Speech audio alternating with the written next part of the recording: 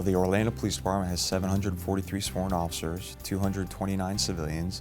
We're broken up into 4 bureaus, which is the Patrol Services Bureau, the Administrative Services Bureau, the Investigative Services Bureau, and the Special Services Bureau. We also have a division, Professional Standards, which houses internal affairs, training, fiscal, and planning, and they report directly to me. When I became chief in April of this year, I decided that I wasn't going to get rid of all the great work that the chiefs before me had done. So we're going to still continue our focus and impact on the reduction of violent crime and getting crime guns off the street. But what we're adding is a laser focus on burglary and property crime. And that's because that's what the residents want. Well, keeping crime as low as we possibly can in the city of Orlando. In the last 5 or 6 years, every year we've had double-digit reductions in crime.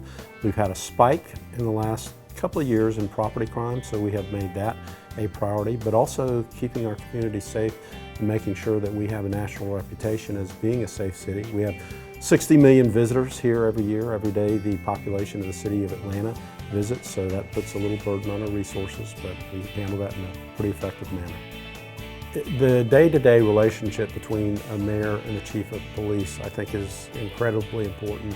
In the way, I'm a strong executive, so it's a strong mayor form of government. I set the agenda. I'm the CEO of the city. I also chair the council, and I have set up our operation so that I have a cabinet form of government. So the police chief and the fire chief sit as part of the cabinet with the other directors, the public works director, the family parks and rec director. But the Orlando Police Department is the largest department in the city of Orlando and probably the most important.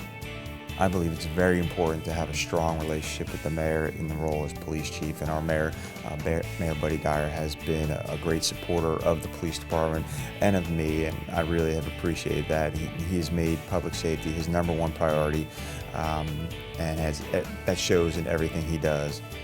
I'm very proud of all of the sworn and unsworn personnel at the Orlando Police Department. I think we have the best police department, I'm going to say at least in the state of Florida, but to all those chiefs out there in the entire United States. And they're very well trained. They have the best equipment. We have a marvelous training facility, but a department is only as good as its people are. You know, as you can imagine, with 1,000 employees, we make mistakes. And many times those mistakes are captured in the news or in the media. But what the public may not necessarily know is that every day, every week, we get letters and emails. And I'd like to kind of read a couple lines from this letter I received from a domestic violence victim. And she said, "Chief Mina, I wanted to write you about one of your officers.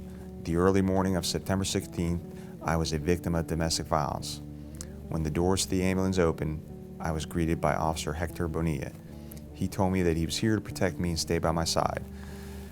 He never left my side. He was there for my crying and my laughing, and I know people say that that's their job, but he made me feel that I was his only priority and he cared.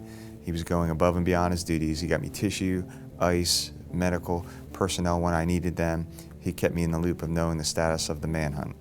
I want to extend my gratitude and thanks to Officer Bonilla for taking care of me and serving the residents of Orlando."